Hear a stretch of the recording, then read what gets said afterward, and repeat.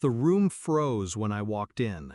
Crystal chandeliers, champagne flutes, a crowd of silk and arrogance.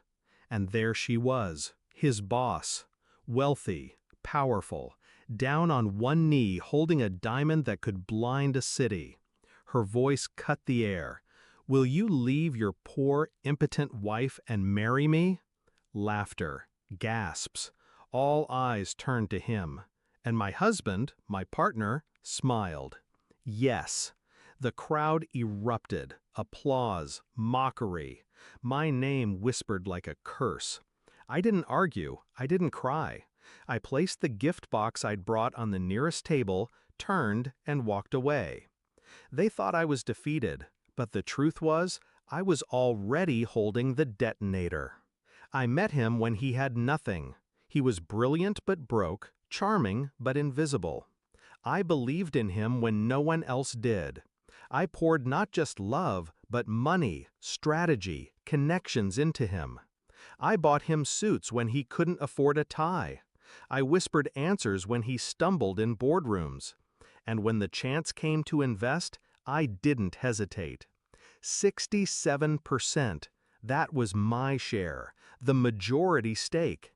My faith in him made tangible.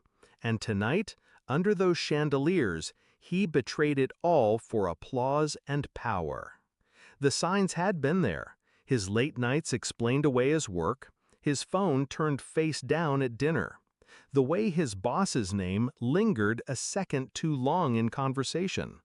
But I don't move on suspicion. I move on evidence. So I watched, quietly. I read the emails, the meetings disguised as strategy sessions, the whispers of, "Once we get rid of her." The plan was clear. Use me to build, discard me when the building was complete.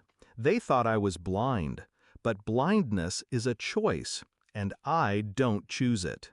That's when I stopped being his wife. I became his shadow.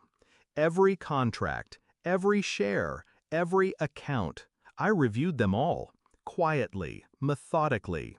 I placed safeguards where he least expected them, hidden clauses, triggers, fail-safes. He thought his empire was his. In reality, it was mine. So when he said yes to her tonight, I didn't feel pain. I felt certainty. Because I knew exactly how the story would end. The moment I stepped out of that ballroom, I moved. One call to my lawyer. My shares, 67%, pulled. Effective immediately. Another call to the bank. Lines of credit, revoked.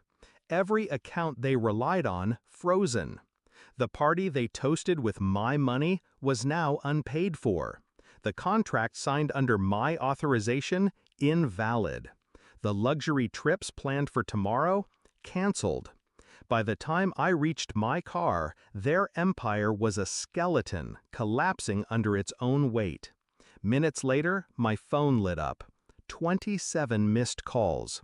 His name, her name, their partners, their panic. And then, the knock at my door. I opened it. He stood there, the applause gone, replaced by desperation. His tie undone, his arrogance cracked. "You can't do this," he said. His voice shook. "You'll destroy everything." "No," I said, calm, precise. "You destroyed it the moment you said yes." His face twisted, searching for the man I once loved. But I wasn't looking at a husband, I was looking at a liability. "She doesn't love you," I told him. "She loved my money, my power. And without me, you're nothing. Just the man I met years ago, brilliant but broke." He reached for me, begged. "I made a mistake, please." I closed the door. Now the house is quiet. My phone still blinks with missed calls, each one a scream in silence. They thought I was weak. They thought I was disposable. They thought I would walk away empty. But I never walk away empty. I walk away clean.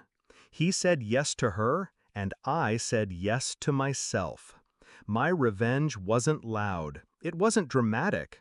It was quiet, surgical, final. And tonight, under the weight of their collapse, they'll finally understand. I wasn't the poor wife. I was the majority owner.